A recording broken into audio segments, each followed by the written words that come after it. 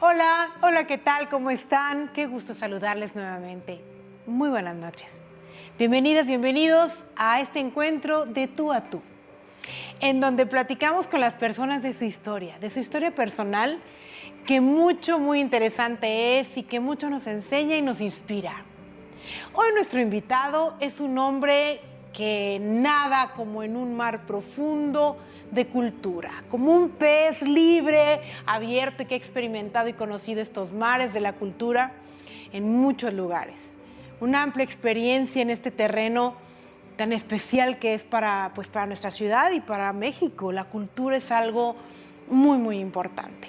Hoy me da muchísimo gusto recibir al maestro Enrique Villa Ramírez, quien fue director del Museo Federico Silva durante 13 años. Y esa fue como, pues lo más reciente que ha hecho, pero como les digo, tiene un historial en este mar. Maestro, gracias por venir al programa. Gracias por invitar. Bienvenido. Y aquí, como le decía hace un momento, nos gusta conocer a las personas desde el principio, porque el origen de cada uno de nosotros tiene mucho que ver con nuestro presente. ¿Cuál es su origen, maestro Enrique? ¿Usted dónde nació? ¿En San Luis? No, fíjese que yo soy queretano y tuve la fortuna de tener una abuela que era una mujer muy excepcional. Era una mujer que no le acercaba uno a darle un beso, que decía, no muchachito, no, la saliva contiene una gran cantidad de toxinas. Cuando moría de amor por uno, le daba uno 3 palmaditas en a ver el copetito, y ya era su máximo de cariño. Pero era una mujer culta, instruida, y pues con ella me enseñaba poemas de niño, tenía una memoria prodigiosa, y los primeros libros que tuve me regaló las fábulas de Sopo y las fábulas de Samaniego. Entonces, bueno, pues con ella un poco me introdujo a este mundo de la poesía y a este mundo de la escritura y de la novela y el cuento, y mi madre me leía para dormir las 1001 noches. Entonces, siempre tuve yo una gran imaginación y pues desde muy joven yo empecé a trabajar en promoción cultural, porque estando en secundaria en Querétaro formé con un grupo de compañeros un grupo que se llamaba Círculo Cultural Arte. Y entonces, pues tuve contacto con una serie de gentes importantes a las que invitaba a venir a Querétaro. Entonces, bueno, pues de chico me llevó mi padre a conocer el nacimiento de Carlos Pellicer. Y entonces yo creo que le caí bien al maestro Pellicer, y el maestro Pellicer se hizo muy amigo mío, y iba a Querétaro y leía poemas, me prestaba obra para presentar en Querétaro. Entonces lo insensato que es uno de joven es increíble, ¿no? Porque los José María Velasco del maestro Pellicer, en las piernas en el carro de un amigo, venían a Querétaro para hacer una exposición de Pellicer. Querétaro en esa época no llegaba ni a Casa de la Cultura. Lo único que había en Querétaro era el Museo Regional y este es un museo que hizo un personaje fantástico de Querétaro que se llamó Germán Patiño. Entonces, este señor, cuando todo el mundo decía el arte colonial es una porquería, porque es parte de la sujeción de México al gobierno español, Pacatín, Pacatán, él se dedicó a rescatar cuanta obra pudo de arte virreinal. Y entonces llegó a tal grado que su casa era una verdadera bodega, hasta que un día le dijo a la mujer, o tus tilichis o yo ya no puedo vivir en esta casa. Y entonces él fue a ver al gobernador y le dieron el exconvento de San Francisco, que estaba en muy mal estado. Él incluso de su bolsa techó algunas salas. Este hombre era músico y lo hicieron director del museo. Él y otro personaje queretano, también Guadalupe Ramírez, lograron consolidar el Museo Regional de Querétaro.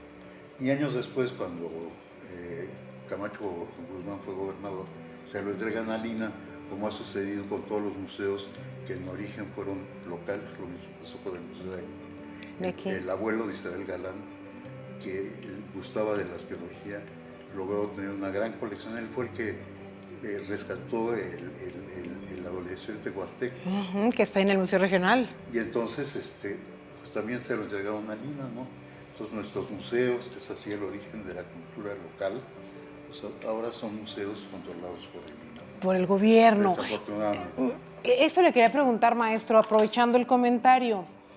Usted siendo un joven ya involucrado y liderando un grupo de promoción cultural, en este caso de literatura, y ya empezando a tener contacto con artistas y con los museos. Después, como lo dije hace un momento, dirigió el Museo Federico Silva, que ahorita hablamos también de esa parte, porque bueno, vamos a ir saltando de una cosa a otra porque todo se entrelaza y tiene que ver.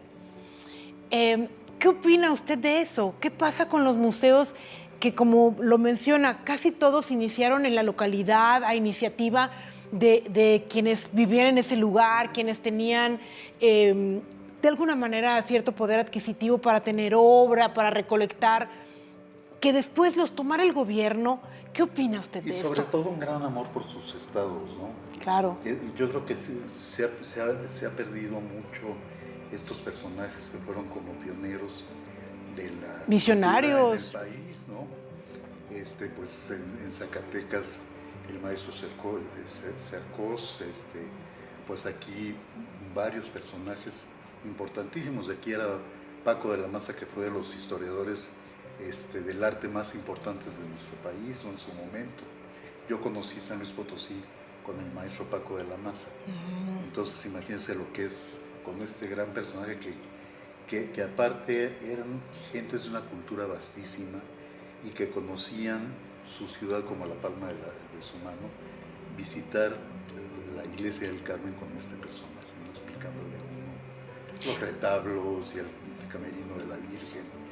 Entonces, bueno, para mí como queretano, pues lo que yo vi siempre en mi ciudad fue el arte barroco. Entonces mi primera querencia y mi primer amor fue el arte barroco. Y entonces pasó algún tiempo y me dieron a dirigir un suplemento cultural en Querétaro. Entonces le toqué la puerta a Pellicer y Pellicer me conectó con mucha gente, me llevó con gente como Andrés Enestrosa, en fin, con personajes muy importantes. Lola Álvarez Bravo dijo que ella sería mi madrina. Me hizo una entrevista en esa época, tenía yo 17 años. 17 años apenas. Elena Poniatowska me hizo mi primera entrevista. Así, entonces, pues tuve mucha suerte. Yo creo que muchas de las cosas maravillosas que tiene en la vida uno es por suerte. Entonces tuve esa oportunidad. Y entonces, bueno, yo creo que era yo un joven mucho más listo que ahora de viejo. Entonces me atreví a tocar la puerta a personajes como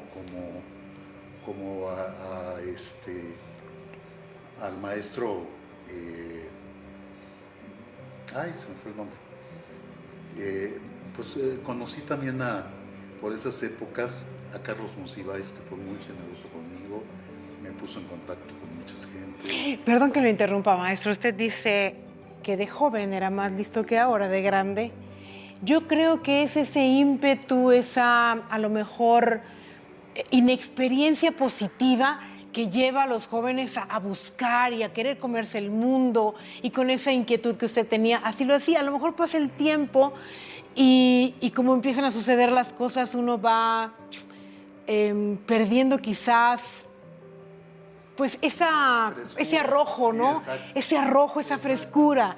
Pero también se adquiere un conocimiento que entonces va uno ya con pies de plomo, conociendo más el terreno y tomando también otras decisiones. Fíjense, entonces, lo atrevido que era yo. Bueno, el maestro Salvador Novo tenía fama de ser un personaje bastante difícil y bastante fuerte. Había una anécdota que él le había dado de cachetadas a Usigli en las puertas de Bellas Artes, ¿no? Porque hacían un festival de teatro internacional, tiene un pleito con Usigli, y Usigli, que era el gran dramaturgo, aunque no era nacido en México, porque era nacido en España, retira su obra. Y entonces, pues ahí tiene ese pleito Y, terrible. y dicen que lo Entonces, bofeteó. lo abofeteó y entonces retiró sus obras. Claro que Novo, que era muy listo, dijo, hay dos jóvenes talentosos que a mí me tocó ver en la escuela de teatro. Uno era Emilio Carballido y el otro era Sergio Magaña. Y entonces en ese Festival Internacional de Teatro, Carballido debuta con una obra que se llama Rosario y los Llaveros y Magaña con los siglos del Zodiaco, que es El Cañón. Entonces se vuelven las estrellas del teatro siendo muy jóvenes, este par de jóvenes. ¿Y usted ya andaba ahí? No. Esto ya son historias que... Ok, que porque para hablar de Novo, años pues. después, sí, porque ellos eran, bueno, Carballido me decía hijo, era yo como hijo de Carballido, a quien quise entrañablemente y con quien tuve una relación cercanísima, ¿no? Pero fui a tocar la puerta de Novo.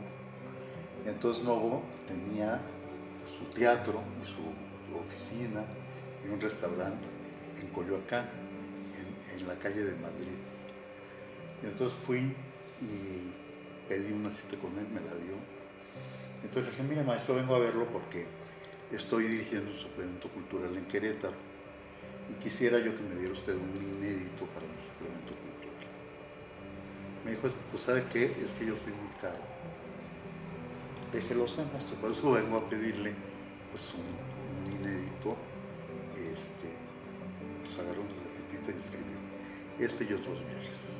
Y me dio la tarjeta. Cómprese este libro. Aquí escribo sobre Querétaro y le doy autorización para que publique usted lo que quiera. Le dije, maestro, no me vine a México a pedir un inédito para irme, conozco el libro, le dije, y no. Ya lo leí, ya. Le dije, pero por eso es que me atrevo a pedir un inédito. Me dijo, pues le repito que soy muy caro. Le dije, pues qué pena que no se acuerde que alguna vez usted fue joven y seguramente hubo algún agente importante que le dio el empujón para salir adelante. De veras, entonces yo digo que tuve pues muchas facilidades. Igual Lola Álvarez Bravo me llevó con medio México. Pues el maestro Enrique Villa, que hoy nos acompaña en De Tú a Tú, habla de suerte. Dice que tuvo suerte. Algunos discrepamos un poco de este término. Seguro él habla de un arrojo, de un gran interés, de una pasión por la cultura, que más que suerte yo diría que es esa verdadera intención de involucrarse y vivir en este mundo, que lo llevó a conocer a tantas personalidades y a hacer tantas cosas. Vamos a hacer una pausa, apenas en este pedacito hemos enterado ya de muchas cosas muy interesantes. Vamos a la pausa y continuamos con esta charla. No se vayan.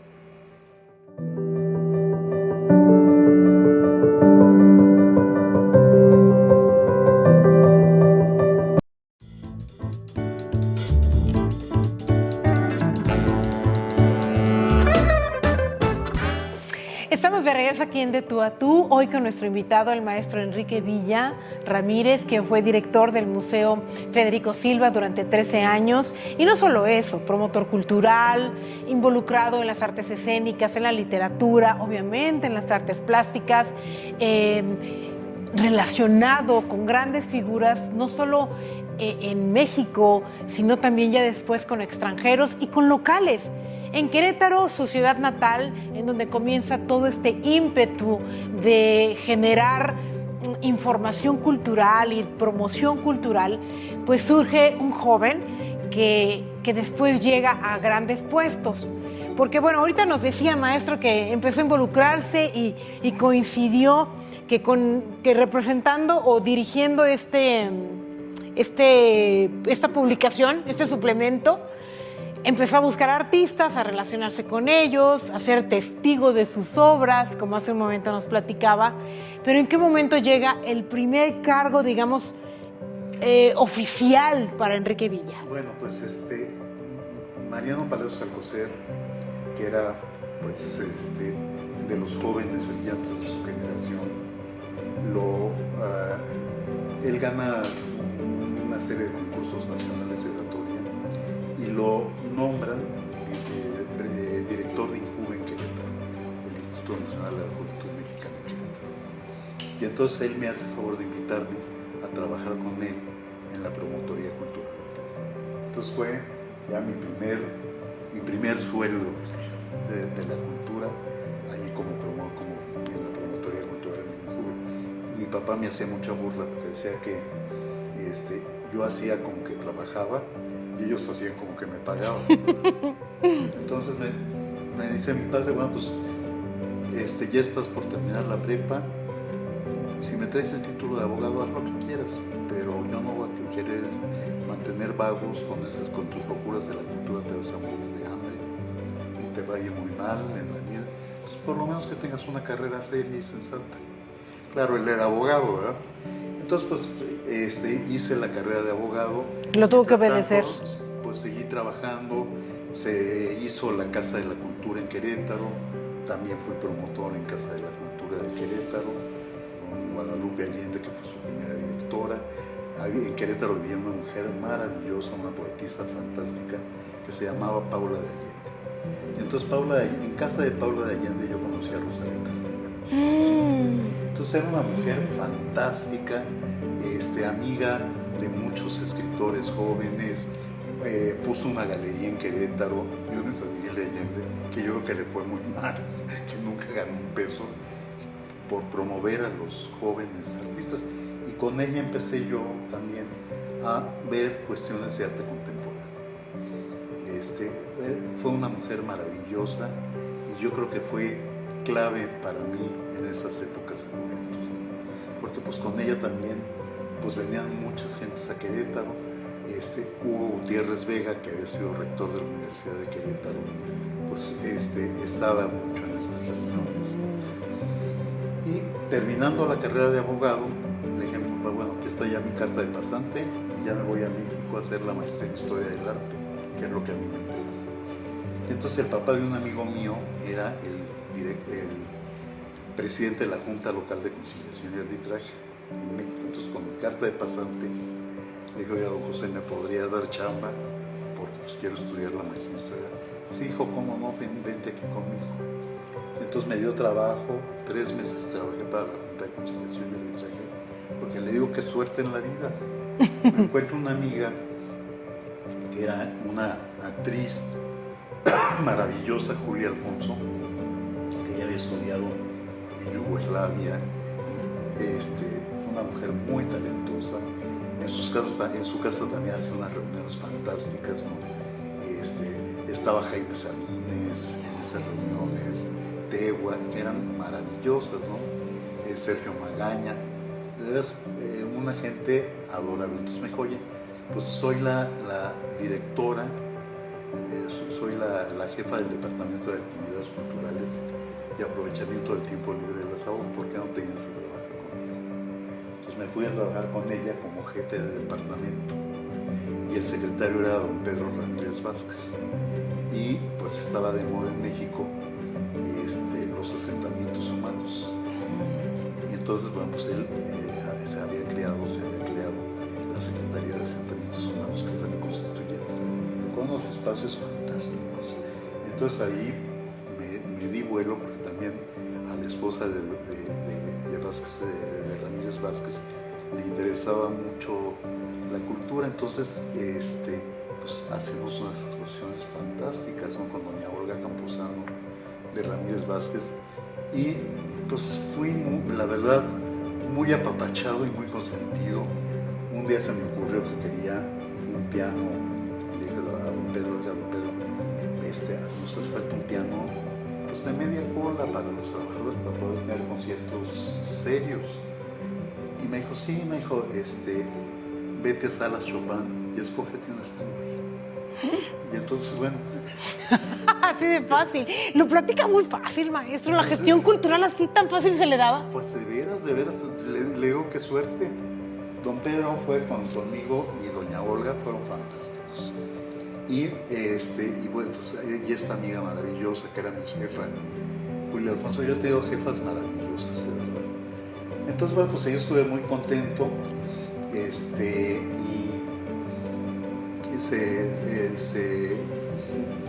Hubo cambios en la secretaría, y entonces vino gente que a mí me parecía no grata, me hacían cosas horribles. Por ejemplo, el piano de cola que había conseguido, que yo llamaba a los de Salas Chopin, me lo pasaban al auditorio del Escopo, que ahora están desmantelando, que estaba enfrente de mi oficina, en una casita dedicada a la cultura. Y entonces, pues eso lo movían los expertos de hacer la Chopin, afinaban el piano. Pues un día había un concierto con Oscar Calatayud, un pianista y jazzista muy importante en esa época en México. Y me dice: Oscar, el piano está hecho una porquería, no puedo tocar esto esta noche. Está totalmente desafinado. Pues el de oficialía mayor habían mandado a los canchachas allá que lo cruzaban la avenida. Lo desafinaron completamente. Pues entonces les dije: yo ya voy a empezar a buscar por otro lado. Y entonces tuve la suerte de que estaba llegando Sergio Cárdenas como director de la Orquesta Sinfónica Nacional. Entonces me fui a trabajar a Sinfónica Nacional como coordinador de promoción y relaciones públicas de la orquesta. Entonces, bueno, pues ahí me eché varios años, 4. ¿Cuántos años en total dedicado a la cultura? Sí, toda la vida. Toda la vida. ¿En qué momento tiene el encuentro con el maestro Federico Silva? Bueno, con Federico justo en esas épocas en las que yo estaba en Saop, me hice muy amigo de Guadalupe Parrón, que era la pianista, la maestra de piano de doña Carmen Román. Nada más. Entonces, le digo: qué suerte, de veras, ha sido una vida con mucha suerte. Y entonces por esas épocas, pues a mí me interesaban todas estas cosas y se hacía un festival de música nueva hispano-mexicano que coordinaba en México la maestra Alicia Borreta, que era una compositora fantástica, pianista de la Orquesta Sinfónica Nacional. Y entonces ella me presenta a Federico Silva, porque Federico Silva participa en uno de estos festivales de música nueva. Federico Silva siempre fue una gente muy de izquierda, muy de luchar por los trabajadores. Él incluso estuvo, su suegro fue Lomardo Toledano. Y entonces de la Universidad Obrera, él era parte fundamental de la Universidad Obrera. Nunca llegó a ser rector, pero él tenía. Entonces, bueno, nos fuimos haciendo amigos, fui viendo su obra, nos invitaba, por ejemplo, cuando se puso en órbita el satélite Morelos, él hizo una pieza para conmemorar la puesta que se llamaba El Observador. Entonces él tenía una casa en Coyoacán, que era dificilísimo sacar las obras porque era una callecita angosta de Coyoacán, y entonces tenían que venir grúas y guardar la obra. Era un verdadero serpentín. Y nos hicimos muy amigos porque con Sergio Cárdenas hicimos varios festivales. Había un festival fantástico de primavera que sucedía en Oaxaca, y inauguró el presidente, que era López Portillo, y inauguraba cada año, pues el 21 de marzo se inauguraba el festival de primavera, porque iba por lo de Juárez, ¿no? Entonces Cárdenas, que era muy listo, muy hábil políticamente, decidió que se hiciera ahí el festival, que fue un éxito y fue de veras muy emocionante culturalmente. Ahí siente uno la fuerza de la cultura con una población. La población de Oaxaca, bueno, discutimos mucho porque se consiguieron patrocinios, en un festival caro, se consiguieron patrocinios, y entonces se discutió mucho si se iba a cobrar la entrada al teatro o no, y se determinó finalmente que la entrada fuera libre. Se le pidió apoyo al gobernador, que era Pedro Vázquez Colmenares, y entonces el gobernador dijo: pues Oaxaca es un pueblo muy pobre, tiene muchas necesidades y no me puedo gastar, ustedes me piden el apoyo. Me encantaría hacerlo, pero hay prioridades. Entonces, bueno, pues Cárdenas, que de veras que es muy listo, descubrió que el abuelo del gobernador fue un compositor importante oaxaqueño. se consiguió una marcha que se llamaba Viva Oaxaca, que la guardó para la clausura del festival. Y con eso lo sedujo y lo convenció. Pues esa noche después, bueno, él se inauguró en el teatro, que esto es lo interesante. Se inauguró el presidente en el teatro y la entrada era libre. La gente no cabía ya en el teatro. Me decían, por favor, ya no deje usted entrar más gente, se nos va a venir abajo el teatro. La gente del mercado hacía su cola y ponía sus canastas o sus... ¿Para apartar? O cubetas para apartar su lugar para entrar al concierto en la noche. Porque aparte era fantástico. Había una serie, Sergio se organizó a los músicos de la Sinfónica, hizo grupos de cámara. Y entonces, pero aparte había una serie de actividades paralelas. Entonces, Federico Silva era de los invitados de siempre a la Sinfónica, porque daba cursos, hacía exposiciones. Ya era una figura. Era una figura. Él, Cachirulo, Enrique Alonso, que era gente que me divirtió a mí, a generaciones de abajo y arriba, y hacía teatro por televisión, teatro fantástico. Ajá. Que los niños de mi época, si llegaba uno el lunes a la escuela y no había visto uno el cuento, estaba uno excluido de la conversación. Era el tema de los niños. Y bueno, fíjense cómo va una cosa con la otra y esta cadena de relaciones culturales y de conocimiento. Pues no hemos llegado al punto cómo llega a San Luis Potosí el maestro Enrique Villa, con quien estamos platicando el día de hoy. Tenemos que hacer una pausa, maestro, chiquita, y seguimos conociendo esta interesante historia. No se vayan.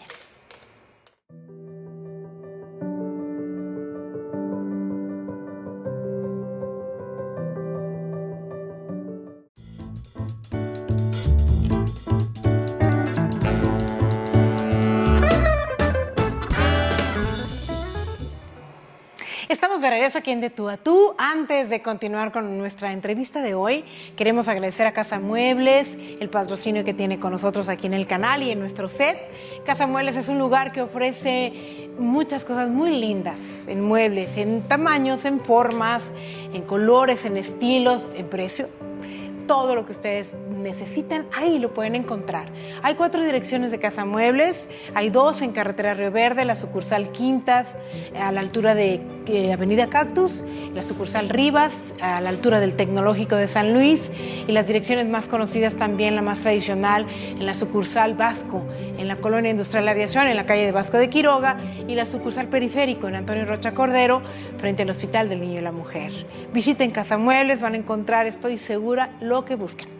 Y bueno, pues regresando aquí al programa, el maestro Enrique Villa, que es nuestro invitado de hoy, aquí en San Luis Potosí, conocido por su dirección en el Museo Federico Silva, pero creo que muchos no saben esta gran trayectoria que ahora nos cuenta como promotor cultural, como director, con iniciativas de muchos tipos, conocedor de exposiciones.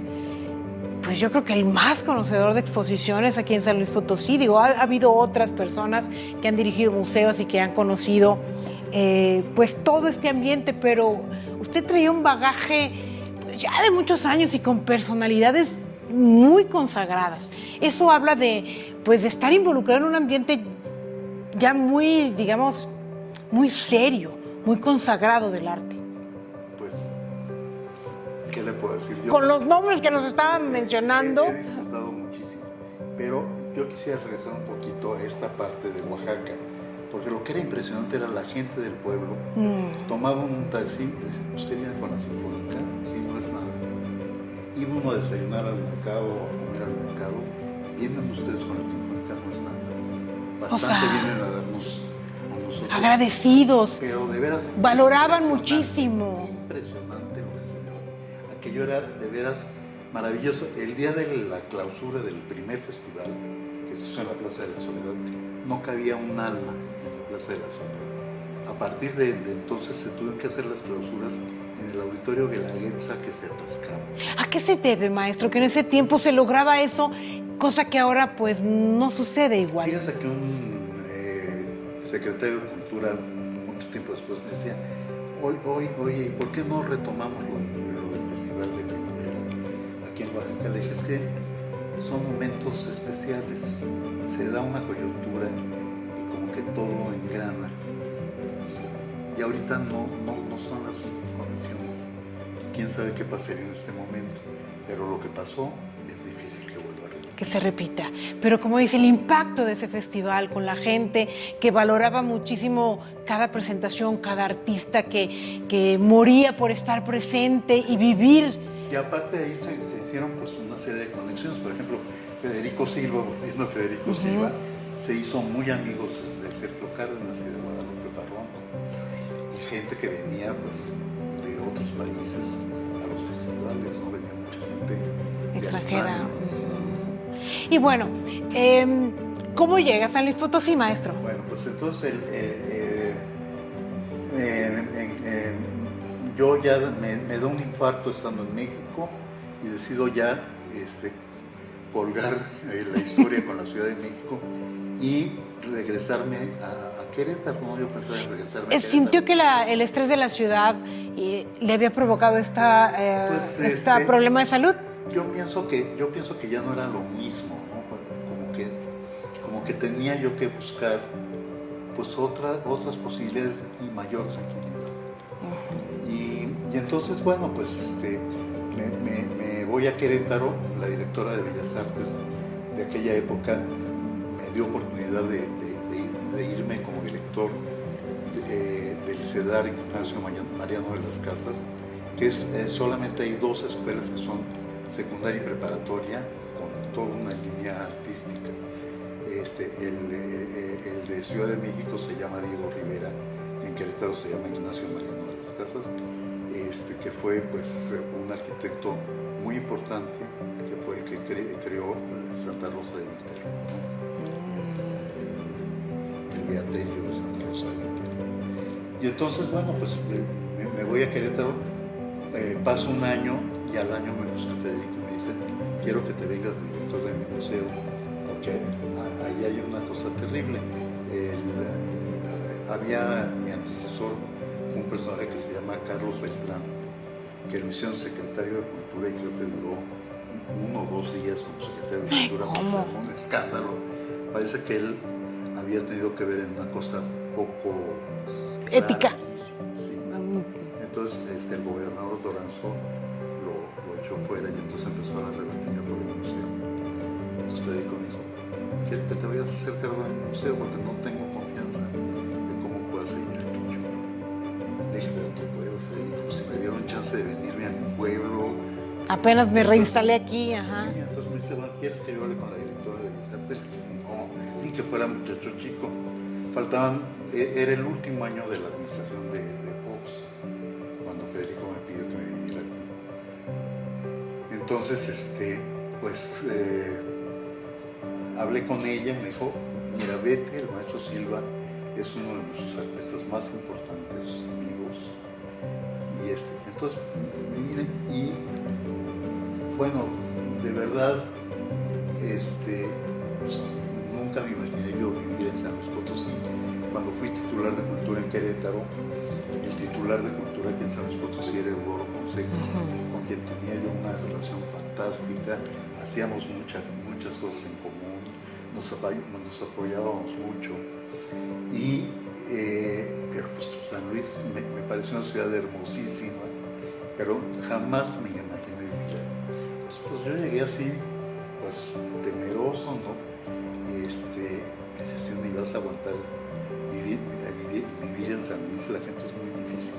Les dije: que yo soy de Querétaro y más o menos. No hay gran diferencia. Más o menos por ahí vamos. Y entonces, bueno, pues fui recibido muy bien, tanto por los potosinos, ¿no? Que conmigo han sido fantásticos. He tenido amigos maravillosos, tengo amigos entrañables. Se acaba de ir José Miramontes, que fue un amigo entrañable y que realmente pues, encontré un mundo fantástico en San Luis. Entonces es un museo que he disfrutado como si fuera un dulce. Yo creo que ha sido un premio por haberme portado bien en la vida y estar en San Luis, y creo que voy a extrañar mucho a San Luis. Yo me regresaría a vivir a mi ciudad natal, que es Querétaro, pero estamos muy cerca. Dejo aquí el corazón con una gran cantidad de libros fantásticos. No, y también deja un gran trabajo, maestro, porque cuántas actividades en el Museo Federico Silva, una gran exposición de este museo a nivel, obviamente, local, a nivel nacional. Es importante decir que el Museo Federico Silva, me acaba de confirmar el maestro, que sigue siendo el único en México y en Latinoamérica en su género, y quisiera que nos hablara un poquito más de este museo, así como nos refería en Oaxaca que la gente valoraba mucho estos festivales, sus actividades, a sus promotores. Aquí en San Luis también hace falta que la gente valoremos, conozcamos, conservemos. Es la base de la conservación del patrimonio cultural, el conocimiento de lo que tenemos. Entonces, compártanos un poco, en pocas palabras, la importancia del Museo Federico Silva. Cuando yo llegué aquí, alguna gente que ahora es una de mis gentes queridísimas me dijo, pues a ver cómo te va, porque llegas, los potosinos le llamamos el mausoleo de Federico Silva. No se paran ni las moscas por ese museo.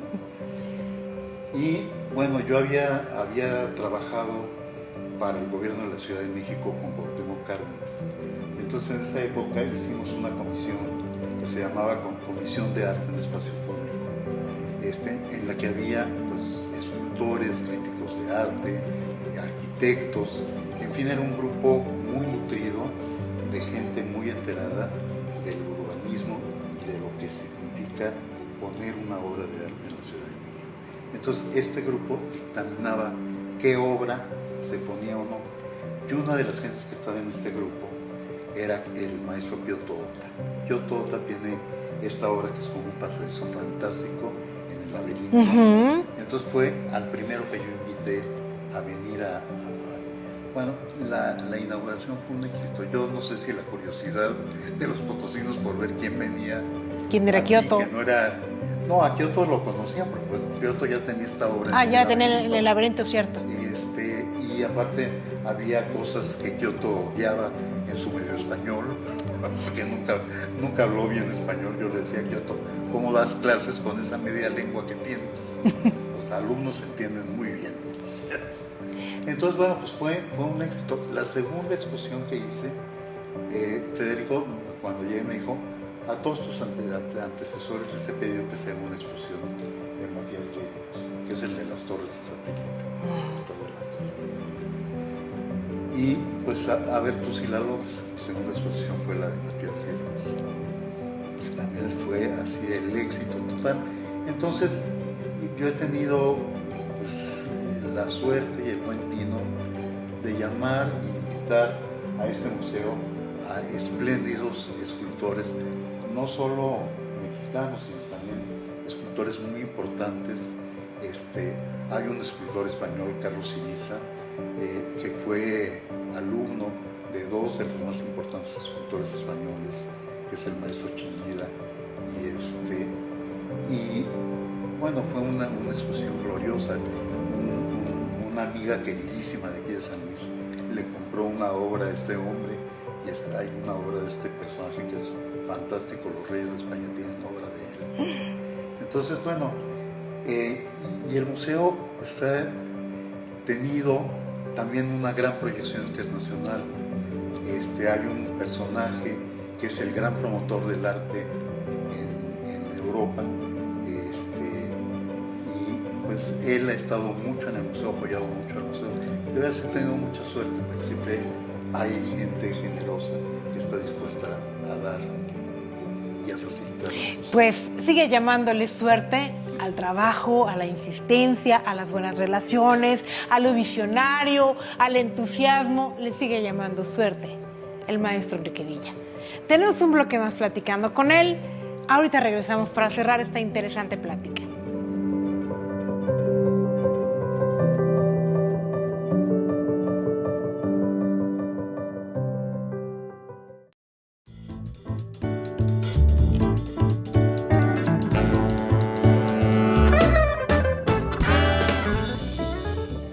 Estamos de regreso. Qué bueno que nos permiten seguirles acompañando con esta charla con el exdirector. Ay, suena raro, maestro, decir el exdirector del Museo Federico Silva.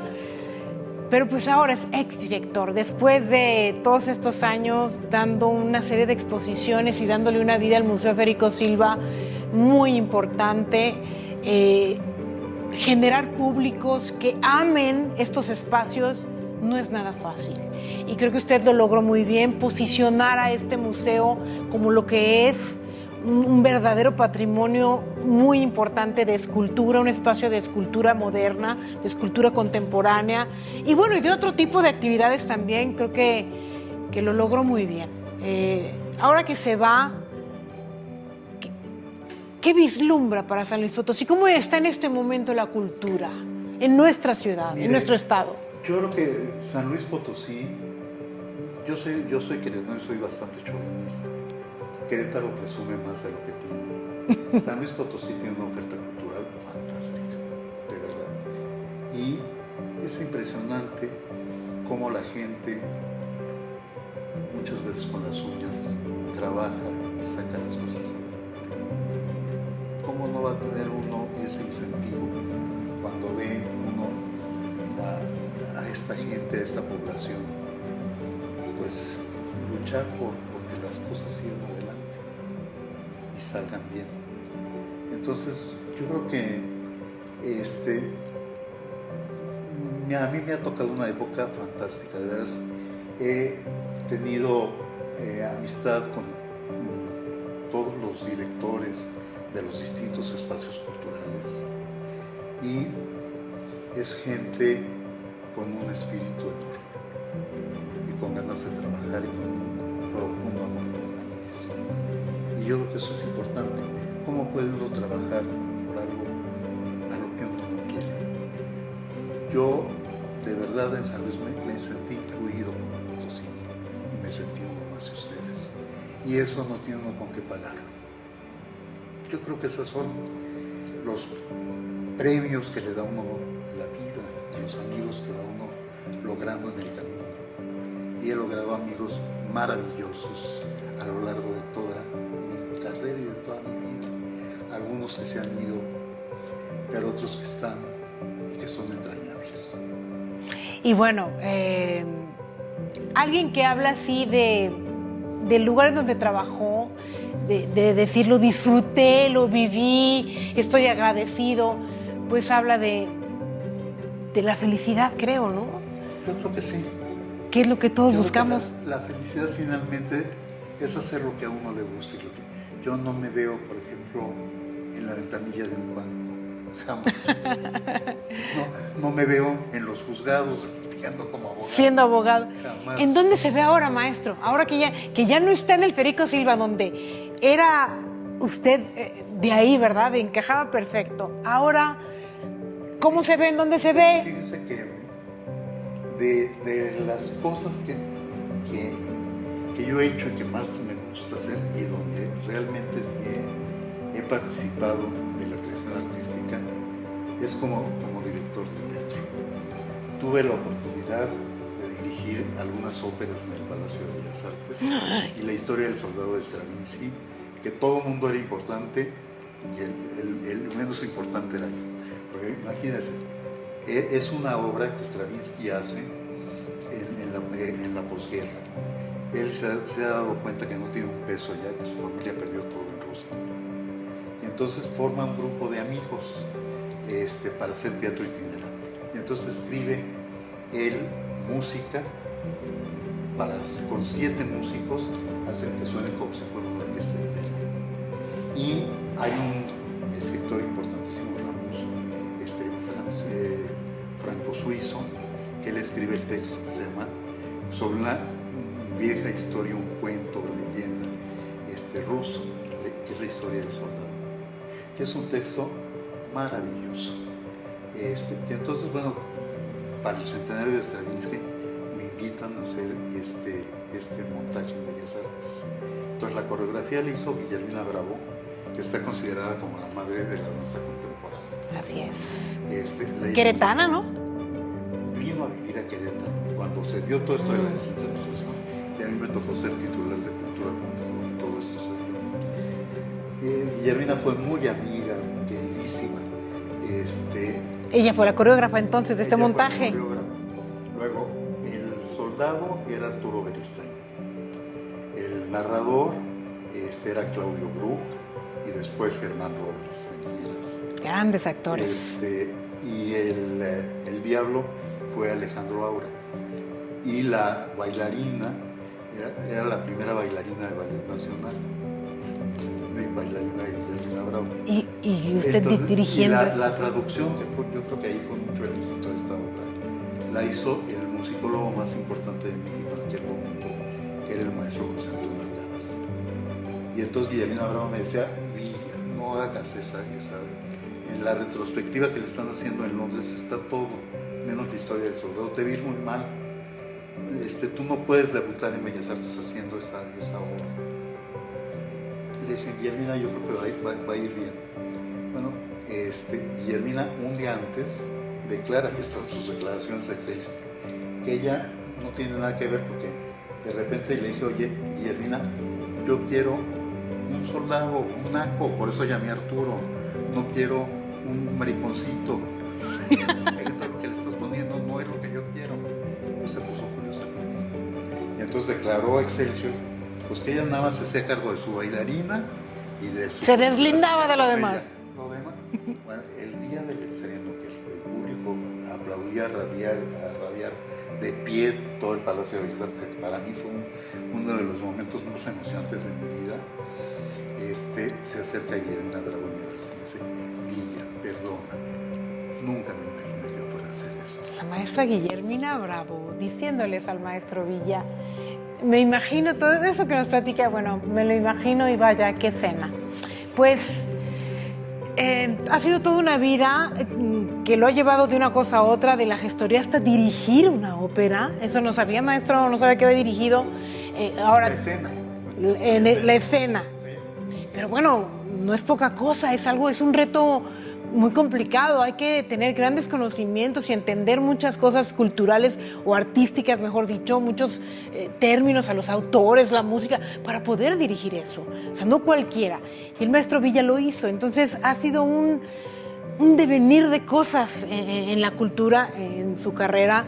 Ahora veo que tiene la memoria de su abuela, el entusiasmo quizás de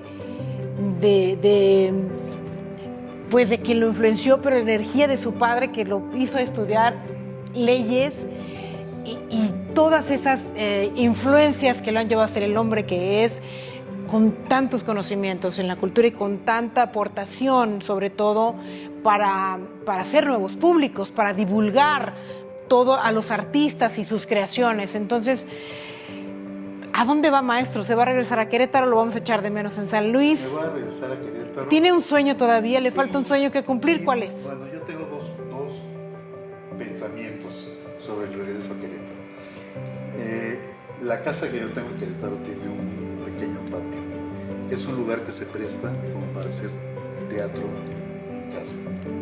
Entonces uno de mis sueños es poder hacer alguna cosa de teatro. En Querétaro, fíjese, San Luis está lleno de espacios teatrales. Tenemos teatros fantásticos, empezando por el Teatro de la Paz, el Bicentenario, que es un teatro del primer mundo, en fin. Él tiene el Teatrito del Seguro Social, este teatro que es el Polivalente, que es el de los nuevos. Polivalente, que es fantástico. Fantástico. En Querétaro no tenemos espacios teatrales. Hicieron un teatro trepado en una montaña a la que nadie va, que se llama el Teatro de la Ciudad. Pero hay mucho teatro. Ese es un sueño. Están llenas las casas de patios adaptados para hacer sala de teatro. ¿Y el segundo pensamiento? El segundo me tocó abrir en Querétaro un espacio cultural que se llama la Casa del Falcón y que la tienen muy abandonada y muy dejada por caer. Ya le echó el ojo. Ya le eché el ojo. Si me dejan trabajar eso, no me importa no cobrar, pero creo que puede ser un espacio fantástico. Seguramente se va a llevar a cabo. Va a ser la suerte, como usted ha dicho en toda esta entrevista, seguro la suerte le acompaña y va a lograr el objetivo que hasta ahora nos comenta. Maestro, ha sido un gusto platicar. Gracias por venir al programa. Nos tenemos que despedir y pues nos ha dejado mucho en el Museo Federico Silva. Nos ha dejado mucho, se le va a echar de menos y ojalá podamos saber de usted en Querétaro que ha logrado todo esto que nos dice. Claro que sí, yo les agradezco mucho el espacio y tener la posibilidad de platicarle a la gente, aunque esta entrevista haya sido yo no creo que me gusta. No, pero pues de eso se trata. Aquí en este programa de eso se trata, de conocer la vida y obra de nuestros invitados, y la suya es riquísima. Creo que nos faltó, pero muchísimo, apenas fueron salpicadas de tantas experiencias. Gracias, maestro Villa. Gracias a ustedes. Terminamos de tú a tú. Gracias. Hasta la próxima.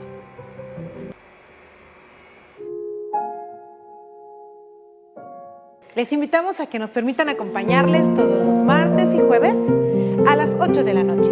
Claro, aquí en Canal 7.